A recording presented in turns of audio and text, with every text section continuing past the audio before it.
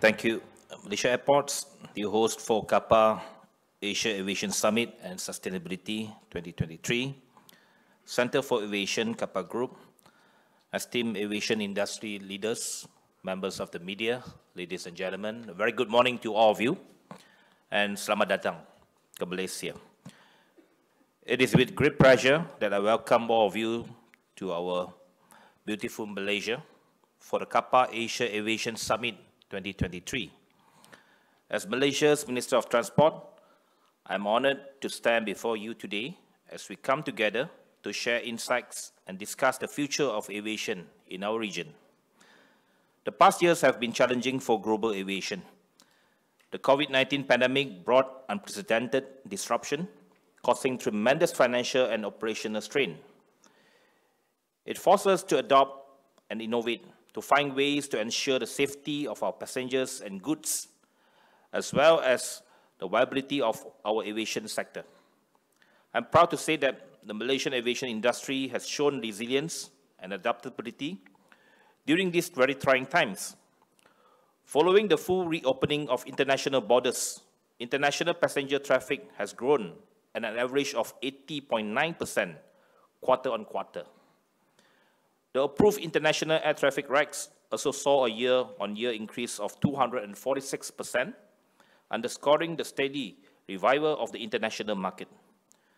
Total passengers traffic stood at 73% of pre-pandemic level in 2019. This resurgence is a testament to the tremendous potential of the aviation sector in Malaysia and the region. To the aviation players, local and abroad, that are still navigating turbulence, Minister of Transport is ready to collaborate and facilitate in overcoming hurdles that you are facing in Malaysia. Please reach out to us. While we foresee a full recovery in passenger traffic by 2024, it's imperative we aim higher, look further, and anticipate the evolving challenges of the industry. In the face of the greater threat in the form of climate change, the urgent adoption of sustainable practices is paramount. The Carbon Offsetting and Reduction Scheme for International Aviation, or KLIA, serve as an important framework for the aviation industry's green transition. Regulators, however, must foster an environment that both champions and expedites its effective implementation. It is our collective responsibility to ensure that aviation evolves sustainably, efficiently, and safely, goals that Malaysia is deeply committed to. I would like to take this opportunity today to applaud the efforts of your host today, the Malaysia Airports, which has been at the forefront of sustainable practices. Among the initiatives include the production of solar power at various key airports and their achievement in renewing KLIA's Level 3 Airport Carbon Accreditation by Airports Council International. This demonstrates their dedication to transitioning towards a sustainable, low-carbon future within the aviation industry. Our goal is to address the pressing issue of carbon emissions while positioning Malaysia as a hub for sustainable aviation solutions. We recognize that this will require collaboration, investment in research and development, and incentive to boost the production and adoption of sustainable aviation fuel. Our vision for the Malaysian aviation sector is deeply rooted in sustainability. It is outlined in the National Transport Policy 2019 to 2030, which emphasizes the efficient and sustainable use of resources while minimizing environmental pollution. We understand the pressing need to reduce our carbon footprint and promote a greener future. We are dedicated to this cause and are actively working towards a sustainable practices and solutions. To supplement this vision, Malaysia's National Energy Transition Roadmap, released in August this year, addressed the need for clarity and guidance in the decarbonization of the aviation sector. The Transport Ministry is presently developing an aviation decarbonization roadmap, and collaboration with the aviation industry will be crucial. The Ministry of Plantation, Industries and Commodities has also been tasked with developing investment incentives for sustainable aviation fuels production and infrastructure, as well as a comprehensive framework for long-term blending mandates. We are committed to a holistic approach to aviation sustainability, including technical efficiency and expertise, technological improvements, and market-based measures. Malaysia is privileged to host this prestigious summit, particularly during this very critical juncture. We recognize the importance of such gatherings in advancing our shared goals in the aviation sector. I'm also pleased to share that we will be organizing the Visit Malaysia Year in 2026. Its success will depend on a robust aviation network. I look forward to having more flights and connectivity between Malaysia and the region. At the same time, it is important that we lay the groundwork to ensure the expansion that will be done sustainably. As we convene our next few days, I encourage all of you to engage in enlightening discussions and exchange ideas on best practices that will pave the way for a more sustainable future. Let us work together to ensure our skies remain clear, our industry flourishes, and our legacy endures for generations to come. I want to express my gratitude to each one of you for your commitment to the aviation industry, your dedication to sustainability, and your presence here at this summit. I'm confident that CAPA Asia Aviation Summit 2023 will be a milestone event, and the knowledge gained here will shape the future of aviation in our region. Once again, I would like to welcome all of you to Malaysia and hope that you will have a good and enjoyable stay here in Malaysia, and hope that you can stay here longer for your holidays. Thank you, and may we have a productive and successful summit.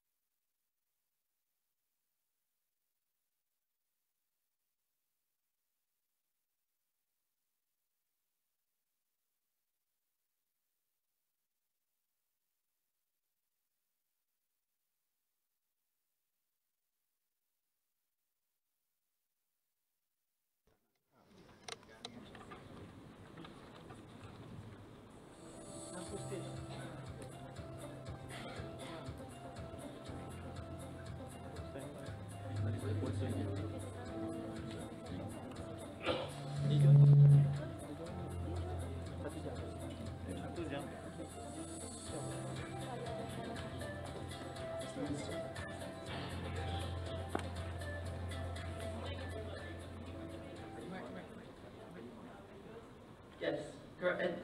That's better. Good morning, everybody. My personal welcome to you all, and my thanks to CAPA for putting on this amazing gathering. So let me do a very quick introduction of our panel here. I'm going to just say right at the outset that we've called this a meeting of minds, and wow, what a great set of minds. So this is going to be a fantastic conversation. Of course, if you've just met the honorific LANGSUNG, who is the Minister of Transport of Malaysia. We have AirAsia. Next we have the Scoot CEO, Leslie Thong, and then AirAsia ex-CEO, Benjamin Ismail, and then the senior principal with IATA, Thomas Pellegrin. So, gentlemen, thank you so much for joining us here. So I'm going to get to this dialogue as quickly as possible, but just a quick scene setter, which I think the Minister summed up beautifully just a minute ago, that there's a lot of good news going on in this area, in the industry in general, but in this area in particular. AAPA recently put out the latest traffic figures for the region, and what's really good about all of this is what we're seeing, the change in the international passenger numbers in particular. So there was nearly 26 million international passengers carried in August, which was the latest figures that we have, which represented essentially 130% year-on-year growth. Of course, what we do know is that a lot of that happened as a result of borders reopening, restrictions coming down, and as that lagged behind some of the other areas such as Europe and North America, there is still in some areas some catching up to do, but it's all definitely going in the right direction. And our panel here really exemplifies where people have done exceptional jobs of meeting that demand. So let me just quickly go down the panel, if I may. I'm going to start with Thomas over there to give a little bit of a picture, overall picture from each panel member about exactly what you're seeing at the moment. So Thomas, if I may start with you on the sort of the regional perspective of what you're seeing, please. Yeah, with pleasure, Karen. Good morning, everyone. So I have good news and bad news. I think the bad news is that the region, Asia Pacific, is still lagging behind the world. The good news is that we are catching up very quickly since the start of this year. So if we had had this conversation a year ago, it would be doom and gloom. Maybe if we have this conversation in Hong Kong at the CAPA event next year, we'll be upbeat again. Right now we're somewhere in between. So globally, just for context, and then we'll zoom in, the revenue passengers kilometers stand at 96% of the 2019 pre-COVID levels today. So that's not too bad. But that hides a lot of variance, right? So the domestic is actually doing really well. Globally, we're at 109% of the 2019 baseline. And the international RPKs are still lagging at 89%. And the cargo is about on par, 99% of pre-COVID. Then if we zoom in regionally to Asia Pacific, that picture is almost magnified, right? So the domestic is doing even better, the international is doing even worse. Overall, we stand at 93% of the 2019 baseline, but domestic is really strong. We're at 114%, so we're doing far better than we were pre-COVID. But the international is struggling to recover at 75%, and cargo is about on par. So in fact, this is the region with the slowest international recovery, again, 75% of pre-COVID RPKs. The next region that is performing bad is Africa at 89%. So for some reason, Asia Pacific is really struggling with the international segments. And some regions like the Americas are well over 100%. And just to finish that, if we zoom in even further on Southeast Asia specifically, it's actually a little bit worse, so not too good news. The RPKs stand at 81% of pre-COVID, with both domestic and international still below the pandemic levels. So still some catching up to do, but the good news is we are on track since the start of this year to recover by next year. Excellent, thank you, Thomas. So, Ben, AirAsiaX is doing fantastic financially, operationally, and everything. Give us a bit of the high notes there. Yeah, sure. Morning, everybody. I think for AirAsiaX, I mean, we started from a very low base last year. I think around this same time, we had probably about 3 or 4 aircrafts in operations. And I think now I can happily say that we're operating about 16 aircrafts. I mean, the reason why it took a while to bring it to 16 aircrafts is really trying to bring aircraft into service. As it is, MROs, it's not easy to get the slots. So I think effectively by March, we'll probably have 18 to 19 aircrafts flying. But on the good side, just to echo what he was saying, I think the market in Asia was a bit slow to start. I think a lot of the markets opened, I think, a year slower than everybody else. But I think, in the airlines in Malaysia, we tried our best to fill the gaps as much as we can. But on the good side, our load factor has pretty much come to the pre-COVID levels. We're probably going to look at posting about 82% load factor towards year end. But on the good side as well, yields also is on the positive side. I think yields now, we're about 84% higher than pre-COVID levels. But I think we have to bear in mind that moving into the fourth quarter, fuel is a bit on the negative side. Currency in the ringgit versus the US is weakening. So we got to make sure that we try to maintain and make sure that we're sustainable. But on the good side, I think, the demand is back. The only weaknesses we see going in the next 6 to 8 months, the only market that we potentially see is China has not really opened up at 100%. Every other market, I can safely say, has fully recovered. So once we get more aircrafts in, I think we'll be there as well to support that. Thank you, Ben. I'd like to pick up a little bit later on some of what I would call the challenges and risks, which, you mentioned about cost, and oil, so we'll definitely go into that a little bit later. Meanwhile, Scoot, another fantastic success story, and you've done an incredibly good job, particularly of matching capacity, of meeting demand with the capacity. So again, tell us a bit of the story for this year for you. All right. Good morning, guys. Happy to be here. I think Scoot is a low-cost subsidiary of Singapore Airlines based in Singapore. As all of us are aware, Singapore, we do not have the luxury of a domestic market. So that is why it's important for us to really scale up fast and aggressively when Singapore actually reopened its border back in 1st April 2022. So at that time, Scoot was operating below 50% of the pre-COVID capacity, around 40%. But happy to share that at this moment, in this month, we are actually operating close to 95% of pre-COVID capacity. The restoration of the capacity back into the market has been well received by our customers. We have been reporting more than 90% load factor for the past 7-8 months, and this is the trend that we are seeing going forward. I think linking to what the minister has said, that the belief in the region that travel demand will continue to be robust, Scoot has actually taken the initiative to lease 9 Embraer E2, which will be joining us from March next year. I think that will give us a lot more capacity and a lot more options to really increase the capacity beyond pre-COVID. I think it is for us the aim to go beyond pre-COVID, hopefully by the end of this year, if not in the early part of 2024. Excellent. So we've got 2 great examples, as I say, of where you're really ahead of the curve, certainly in your region, and really on that growth path.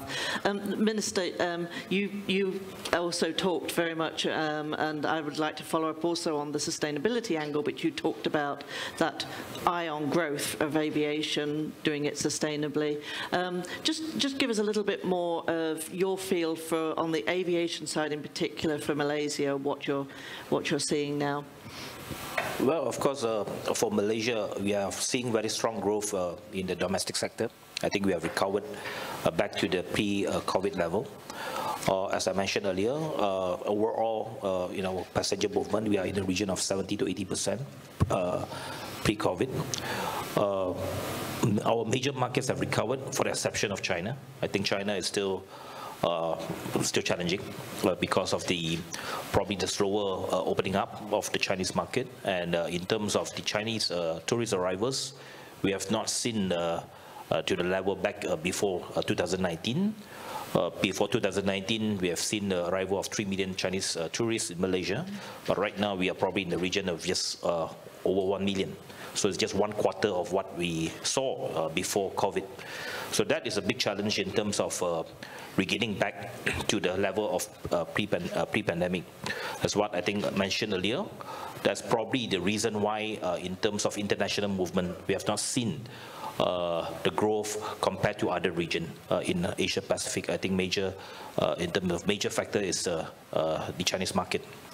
As far as sustainability is concerned, I think at the ministerial level, besides SAF, of course, we are looking at also in terms of operational efficiency. SAF is, of course, challenging in the sense that the cost for the airlines are still very high. But we are doing our level best to help the airlines in terms of operational efficiency. That's why we are actively engaging the airlines. What we can do as authorities at our air traffic management level, at airports, to increase efficiency for airlines so that they can reduce their carbon footprint. Excellent. So I'm going to focus a little bit with the two airline speakers here for a minute or two in terms of some of the trends, because we've got two excellent low-cost carriers here. There was a lot of talk, of course, in the pandemic about business versus leisure. Would the business traffic ever really come back? I'd like to just hear you talk a little bit about what you're seeing as low-cost carriers of business versus leisure in that recovery. Ben, could you maybe kick us off on that? Yeah, sure. No, I think in terms of low-cost carriers, I mean, in terms of AirAsia, our business model really, I think 95% is really leisure. There is an element of 5% of business, but on our side, we do have a business kind of product. We have a flatbed at the front, but ideally, I think we have just been pushing a lot of leisure traffic throughout this region. So I think a bit more on the business side of things. There are some routes that Asia Access started on the shorter haul, where we'll cater for business traffic, the Bangkoks of the world, the Hong Kong of the world, and potentially the Jakarta of the world. So these are the kind of markets that we'll be stepping in, so that it gives the people the options to kind of like have a lower fare in terms of flying a business product that we have. I mean, as you know, our business products are no frills, but as I said, the focus is still purely leisure for us. Yeah. Leslie, what are you seeing at Scoot? I think for us, over the past 18 months, we have seen an uptick, an increase in terms of corporate taking low-cost carrier, especially on Scoot. I think the main reason is because, one, we have been able to provide the schedule to the corporate travelers. I think the corporate penetration for Scoot within ASEAN country has increased. I think that is something that is beneficial for a low cost like us. But at the same time, majority of the business outside of ASEAN would be mainly leisure, whether it is traveling to Europe, traveling to Australia, traveling to North Asia. Most of them would be leisure. We do capture a small percentage of corporate traveler on these routes. But I think this is something that we are working to see how we can better support with some differentiated products that we can offer to some of the corporate travelers who need to travel within this region. Right. Now, you've all mentioned China, and still reduced numbers on that. So a question I'd just like to put to you is, are you seeing a shift there that, that people are looking to other destinations or coming from other markets while that gap still exists? Are you seeing that at all in the Malaysia market? Well, of course, we need to expand our market. I think both airlines and our airport operators have to continuously looking at to expand beyond our traditional market. For us, of course, besides China, Korea is important, Turkey is important. I'm sure airlines are trying to look for new destinations and opening up. I hope that we are actively looking for new connectivities between Malaysia and the other region. Thomas, are you seeing, from a regional perspective, sort of, hot new destinations are emerging? Well, certainly it looks like Indonesia and Singapore have soaked up a lot of the absence of Chinese travelers and are the best performing international destinations into Asia, followed by Vietnam and Malaysia. So actually those are the top performers. I think generally speaking, the routes that had the highest yield pre-pandemic are doing even better in a sense, and the routes that were low yield are doing worse, right? So the Myanmar, Cambodia routes, for instance, are really shrinking. And I think if you look at the breakdown of the travelers, we see a lot of Koreans travel, for instance, which are kind of replacing that Chinese cohort. But also I think China is slated to come back slowly. Remember, it was just in January of this year that China relieved the inbound quarantine measures for travelers to China and started issuing passports to Chinese citizens wanting to travel again. So it's still fairly recent. So we're still counting on some of that segment, in particular the group travel, which is very prevalent, very powerful in China, to start coming back into next year. So that's not necessarily lost, but in the meantime, those are the areas that have picked up instead. And Ben? I think for us, I think the first market that really opened up was India. And really, I think for us, they actually replaced that China market entirely. So the India traffic and arrivals for us has been very big. As a group, we fly to close to about 8 to 10 destinations. And I think we've seen that coming into Malaysia. And I would say about 30 to 40% as well goes onwards into Australia and all the other regions in the market, Bali, Thailand and such. So really, I think they've been the star performer for us.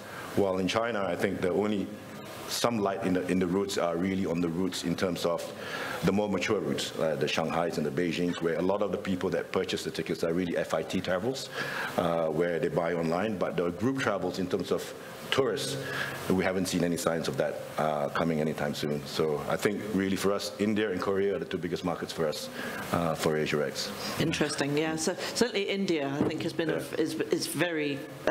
It's the market to watch. It's really the one that's changed. You only had to be at the Paris Air Show in the summer and seeing who was writing the biggest orders for aircraft. It's rapidly changing. Leslie, what are you seeing in terms of hot markets for Scoot passengers? I think the hot markets will still remain, whether it is the Australia market or the Hong Kong market, where there are still consistent high demand traveling, especially year-end. I think that is where we add supplementary flights to support the increase in demand. But if I come back to China for us, for Scoot, I think it's a different story.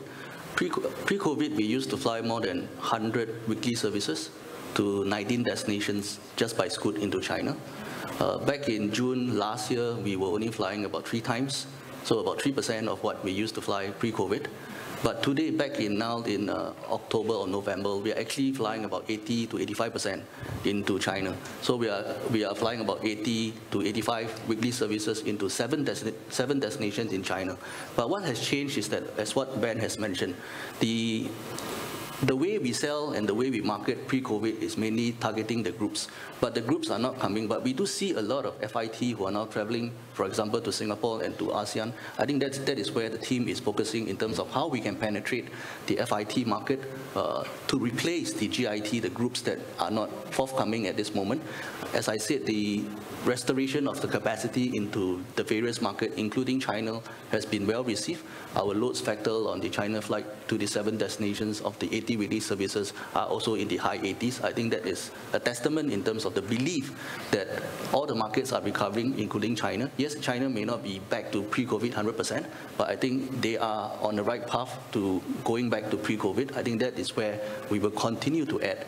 I think if I come back to Malaysia, which is also a very important market for us, and I have to express my gratitude to the whole ecosystem, the ministry, the MAVCOM, as well as the different airport operators for the great support that you have given to us, Scoot, while we recover the pre-COVID capacity. Pre-COVID, we used to fly to 8 points with about 80 weekly services into Malaysia.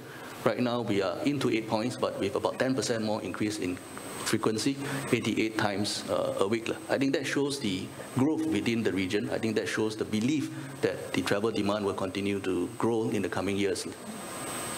Interesting. Now, to talk to some of those the challenges and risks and things, one of the things I'd just like to start on here is as the surge for travel returned across this region, what was interesting to note was that happened first in North America, then in Europe. It also sort of clashed headlong with operational issues. The airport systems, the immigration systems, the baggage handling, all of these things sort of met with, as we know, a lot of bad headlines for delays, disruptions, cancellations. In the US and in Europe, we've also seen a lot of a big shortage of air traffic controllers or ATC controller strikes, again having the same effect. So it's been interesting to me, we haven't seen those sorts of headlines come out of this region. As you know, we've seen some big numbers coming back pretty fast, but we haven't seen that. So have I missed something here, Thomas, or did things operationally come back much more smoothly in this region? So I'm sure the airline CEOs will be in a better position to talk about staff shortages, for instance, and ground handling issues and so forth. But certainly we've experienced some of that pain. I don't think it's unique to Europe and the Middle and the US. As you know, a lot of people have left the industry during the pandemic. It was very difficult to bring them back, and I can see it in my own hiring. Right, people are, there isn't that level of attractiveness and sexiness to the industry that there used to be. It's just difficult to convince people to come back. They have found jobs elsewhere. New entrants, well, we have new entrants, and that's great. It's an opportunity also to reset the perspective and the views on the industry and get fresh blood to think differently. But it's no longer that attractive industry that it used to be, and I think that translates into shortages, certainly at the check-in, at the ground handling, at all the ground staff. But certainly the airlines would have their own perspective that would be interesting to hear. Minister, can we just start with that in terms of Malaysia? I mean, I'm going to say straight up that, my flights and experiences through the Changi Airport, Malaysia Airport, exceptional, really wonderful. Really, especially when I'm coming out of somewhere like Newark, for example. Well, I think the airport operators are lucky for you to have that statement. If not, I will help them responsible. So yes, let's hear from the Malaysia perspective on this first. I think we do face operational challenges. I think not everything is rosy. Just to be very upfront about it. Of course, worker strike is not something normal in our society. I think everyone is trying their best to back to work and to get the operations to be normalized. Some of the operational challenges, be it in the airlines, be it in the airports, we are trying our level best to overcome it. By and large, I think for Malaysia airports itself, especially at this particular airport in KLIA, we have two major projects ongoing right now. One is the Aero train. Right now, of course, there are some issues with that. We are overcoming that. That's why from the satellite building to the main terminal building right now, we are using transit buses. The second, of course, is a baggage handling system. We are upgrading. We have a major project to upgrade that particular system. So all these will be in place for the next 2 to 3 years. So hopefully that once we regain and once we complete those projects, the entire airport ecosystem will be much better. But I must say that in our ecosystem, the airport operators and the airlines are working closely together. Of course, the ministry is fully involved, and we try to facilitate as much as possible. So for our airline speakers, again, from that operations side, where were the challenges or not? Leslie, maybe? Yeah, I think challenges are always there. While you look at the front, where in Asia, especially in ASEAN, the situation is much better, but I think a lot got to do with the hard work as well as the proactive planning that goes behind the scene by each country. For example, in Singapore, the ecosystem stakeholders will meet regularly to make sure that we have the resources, we have the capacity to take on the surge in demand. I'm sure this is also done in Malaysia as well. That is why everything is very smooth. I think it's also important when we operate to foreign countries, to other destinations, we proactively share what is our plan. When do we intend to increase the capacity, what kind of aircraft type, what kind of passengers we are bringing into the country, so that with the different ground handling agent, with the technical handling agent, we will be able to anticipate any of the challenges that we collectively will face, and how collectively we can try to resolve some of this by, for example, shifting some of the timing so that the ground handling agent have the capacity to handle the flights. I think these are things that the whole ecosystem would have to work hand in hand to overcome all the different challenges that we face today. Ben? Yeah, I think for us, as you know, when COVID happened, like most of us, we thought COVID was going to be done in 3 months, and of course it went over 2.5 years. But testament to the team, every day, every month of the day, we had close to 150 business plans in terms of when we're going to start, whether it's next month or the month after or next year or whichever. So we had plans in terms of how we want to moderate our manpower purpose. So to the levels in where COVID hit very serious, we unfortunately had to let go of a number of people, but we also had a buffer of amount of people. But I think the key thing is, I think for us is is communication. When we had to have town halls with our staff and all that, we told them that the priority is really when we come back, is we want to bring them back. So I can successfully say that, when we started rehiring, about 85% of the people that we let go decided to join back the airline. So in terms of the manpower, I think us, AirAsia and the AirAsia Group, we've done quite well in maintaining that moving forward in terms of pilots and crew. So I think so far, touch wood, we've been okay. And then, Ben, you touched on costs, yep. and that is sort of where you're keeping an eye on. I know Willie Walsh, the IATA Director General, keeps waving the flag about not just the rise of oil prices, and of course, what's going on in the world right now is playing into that, but also the crack spread, which is unusual this time round, in that airlines are paying relatively a lot more for jet fuel versus normal oil, for a better way of putting it. So give me your thoughts on that, Ben. Well, I think in terms of jet fuel and currency, that's something that's beyond our control. In terms of fuel, we don't hedge. I think how fuel has been working in the last few years, it's best not to hedge. We'll just go on spot. But generally, I think the whole mantra of the company is really to find other avenues of cost that we could reduce. So really what we're doing is to make sure that we optimize manpower. Two as well is to work with every airports that we can, ground handlers, to make sure that we optimize that. I mean, the goal for the airline is to ensure that we give a competitive fare to the market, affordable fare, and it's not just an airline itself, it has to be airports who give rebates, lower landing charges and all that. So that's very important to us to ensure, because that translates into a lower fare for the business and it brings more traffic into Malaysia. So that's our goal, really. That's what we're trying to push. Leslie? I think cost pressure is always there, but I think it's more acute now because of the geopolitical uncertainty as well as the inflation pressure. I think for a low-cost carrier, I do agree with Ben that fuel price as well as currency volatility are things that beyond our control. But as a SI group level, we do some hedging in terms of fuel as well as currency. It is not to speculate, but it's actually to make sure that we have some sort of expectation where we will be paying in terms of this area. It is important for a low cost to look at how we can actually improve the productivity. So aircraft utilization, the ability to maximize the aircraft utilization, the ability to go back to pre-COVID capacity as much and as fast as possible is important, because that will be able to bring down the unit cost, and in turn, the low-cost carriers will be able to provide a more affordable, a more value for money product to the market.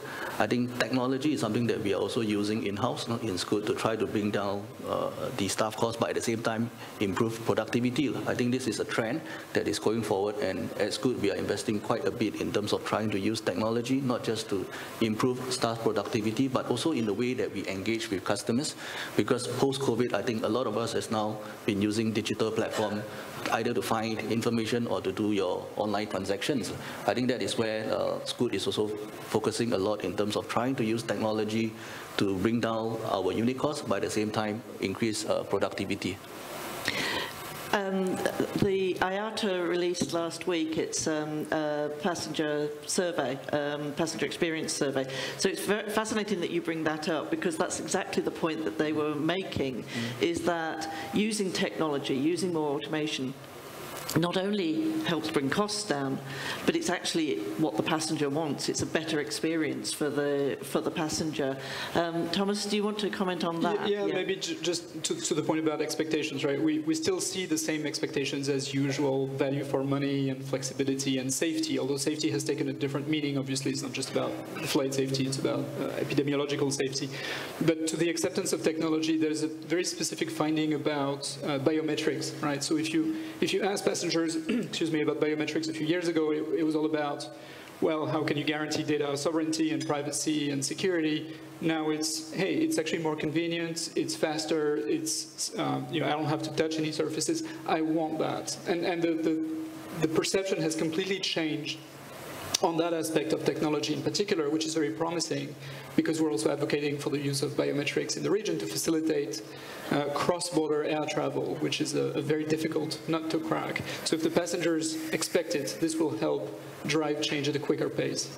Absolutely, not just expecting it, but actually really wanting it now. They're sort of, you know, when they're seeing people go through a fast track because they can just use the automated system, that's what people are wanting. It's sort of something that really on the low-cost carrier side, that's been something that you've sort of used as a tool from the start. But are you seeing your passengers wanting more of that more automation? I think based on the initiatives that we have rolled out, whether it is regards to flight searching, refund, and how they engage us in terms of changes to their flight booking, I think this is what most of the passengers would want, in terms of being able to self-service themselves, being able to decide by themselves. But I think what is also equally important is really through this digitalization and trying to use technology more, how can we continue to provide personalization services. Now, for a low-cost perspective, when you talk about personalization, it's not the FSC who give you the luxury product and able to greet you by name, but I think it's the way how you engage the customers using technology, but at the same time being able to personalize to what they think they require. I think this is where we are working towards. Ben?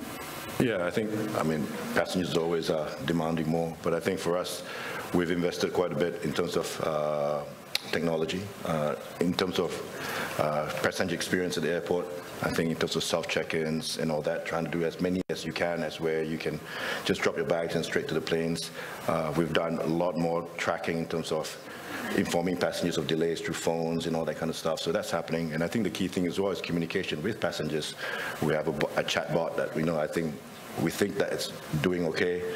They have some bugs, but I think the key thing is communication, and I think we're getting there. You know, I think in Asia, I think it's a bit more harder to adapt to all this, but I think we're trying to make sure that people understand technology is much better.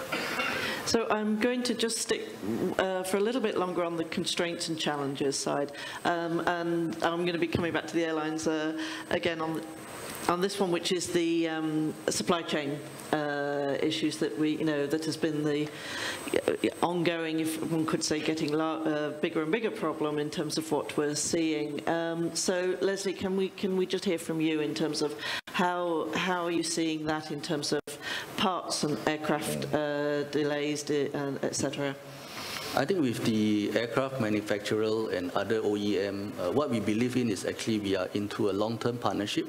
I think during COVID, the ability or the part where we continue to take aircraft, where we continue to pay for leases as well as pay the OEMs, even though we are generating very little revenue, I think does contribute in terms of building a long-term partnership.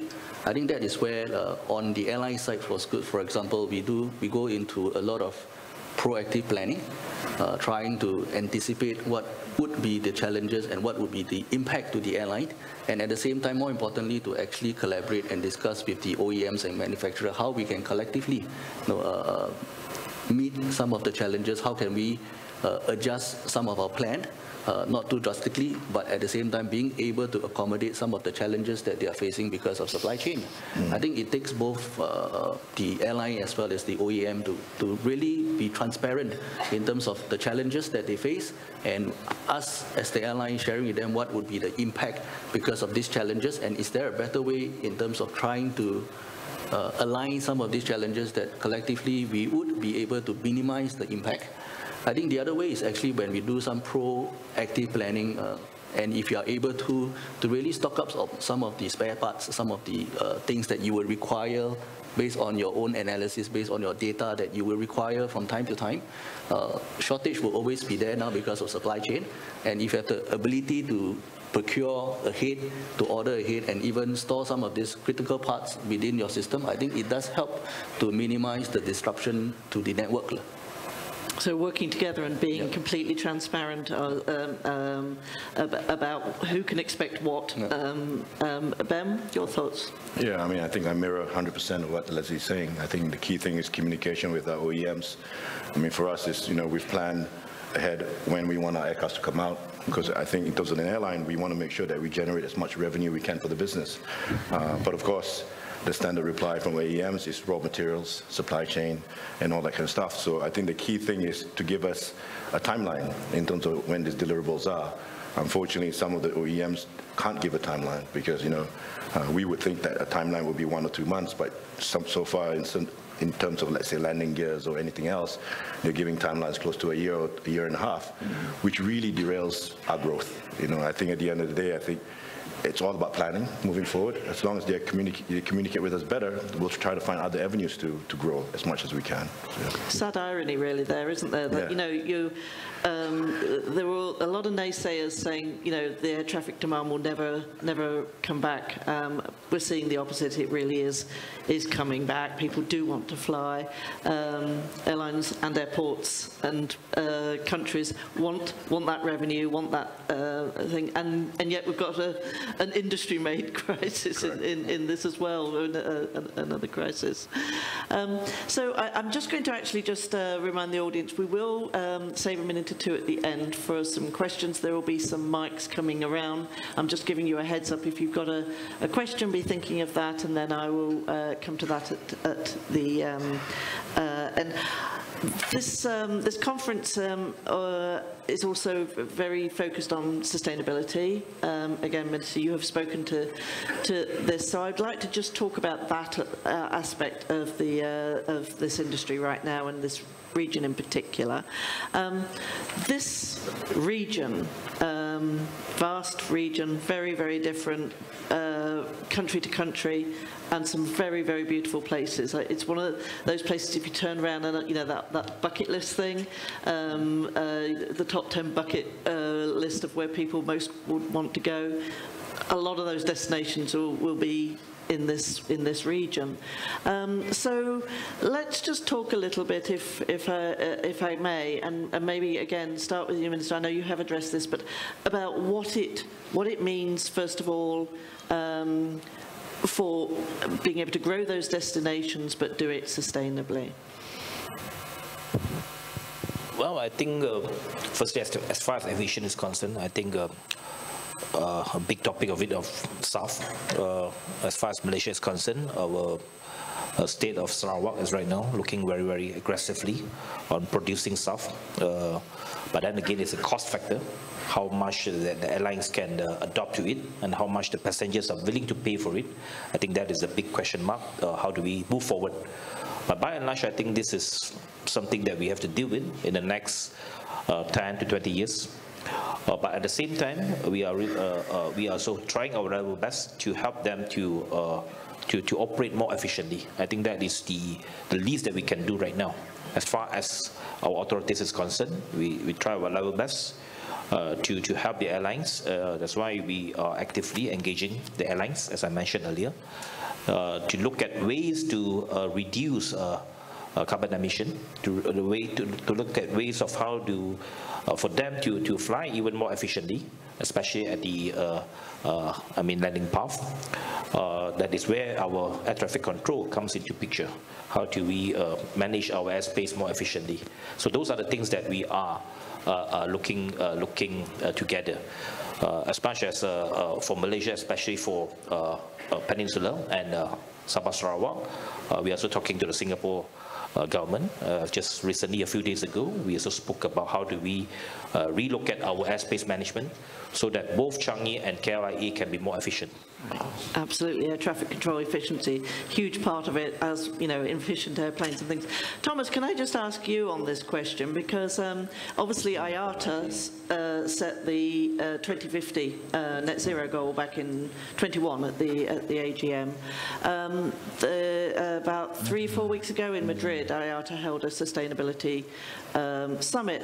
One of the really interesting speakers at that, quite outspoken, was Patrick Healy, chairman of Cathay Pacific, and he was making some very interesting points about just how different the perspective, if you like, is, and the focus, if you like, on sustainability and sustainable aviation here in this region versus, say, Europe or America. And he was talking about, in Europe, really what you've got is stick mandates. Mandates are going to make this happen. In the US, which has had something of a U-turn under the Biden administration, it's the carrot. It's tax credits and all these things that are going on to produce more SAF and do all these things. And so Patrick was making the point was that, you know, this is a vast region where you don't have, you don't have that EC bloc, you don't have the, North America where they can sort of just have a policy, whether it's a stick or a carrot. That this is very different, and that what he was saying was that he didn't see the same level of focus among the public and governments here on sustainability. But he was 100% convinced that this region will be very creative and work on this. What are your thoughts on that?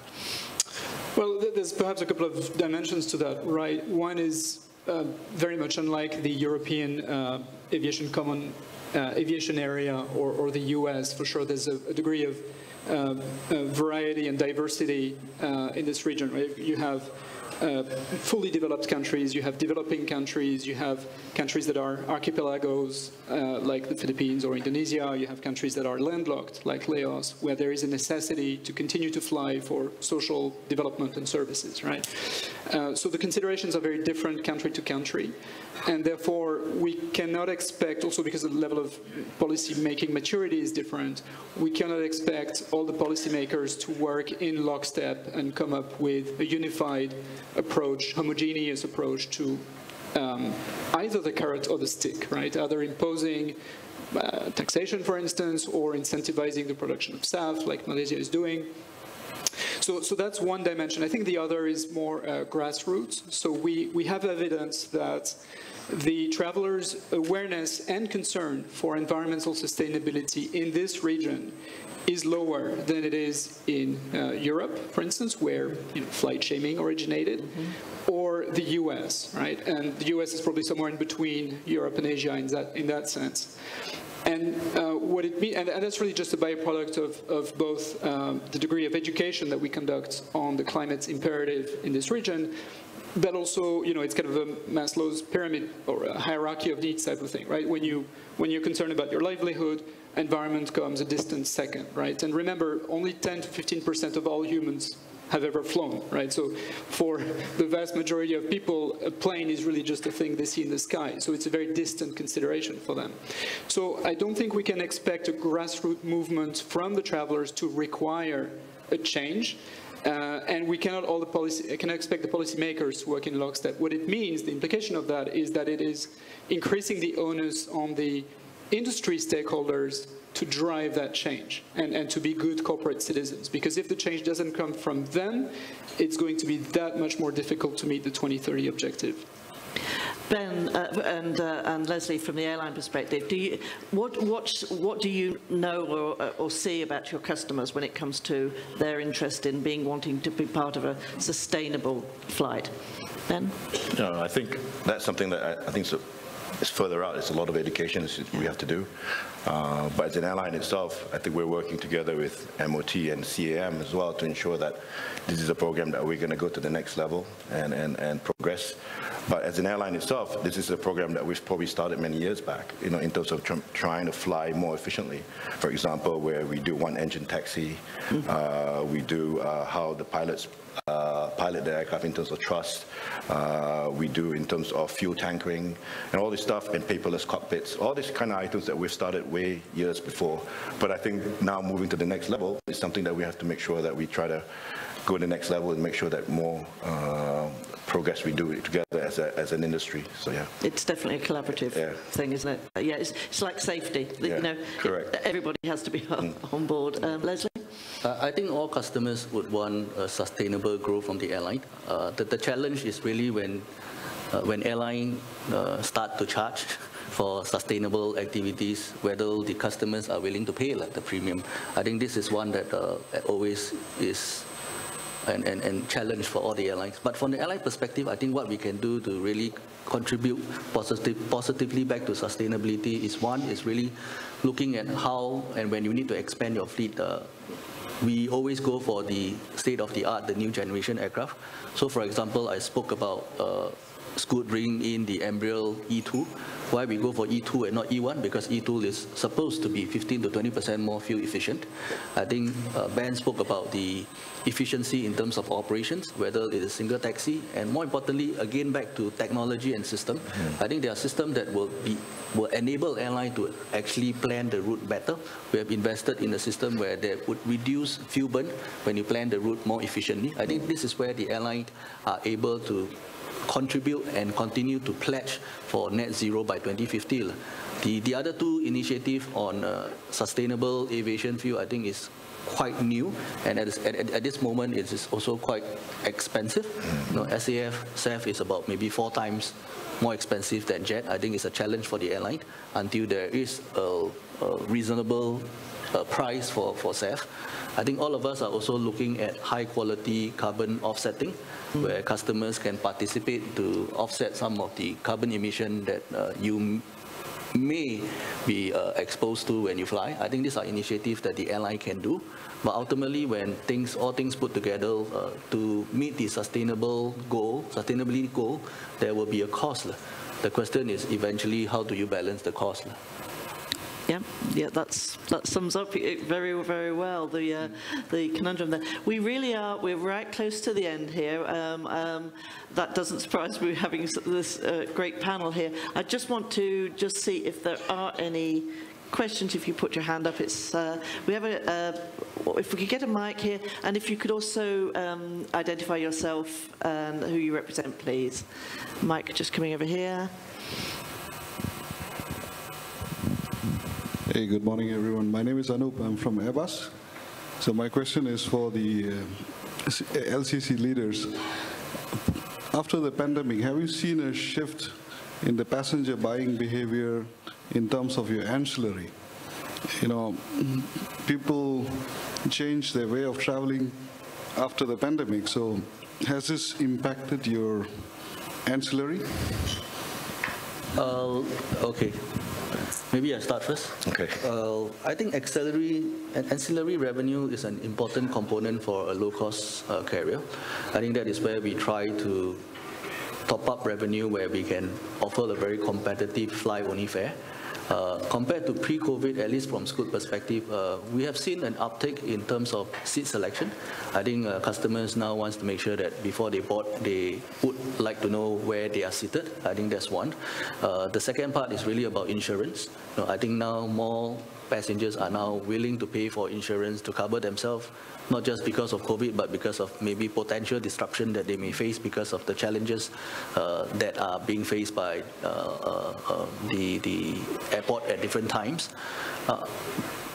What I think we are doing, at least from a Scoot perspective, is that we have gone into this thing, what we call the auxiliary revenue optimization, where we try to make sure that the pricing is more dynamic. No, it's not going to be fixed in terms of how much you're going to pay for a seat, but depending on the profile of the customers on the flight, depending on the flight pattern of the flight, depending on the data that we have, we want to make sure that we can offer something that would match your expectation in terms of what is your willingness to pay for a particular product. I think auxiliary revenue will continue to be important. I think there are also different products that we are now exploring to make sure that we can offer more to the customers, because from a low-cost perspective, we actually give you the flexibility to choose what you want to purchase when you travel on us. Yeah, I think for AWANI, I think our ancillary revenue has increased. A lot of it has to be in relations to, I guess, the COVID environment.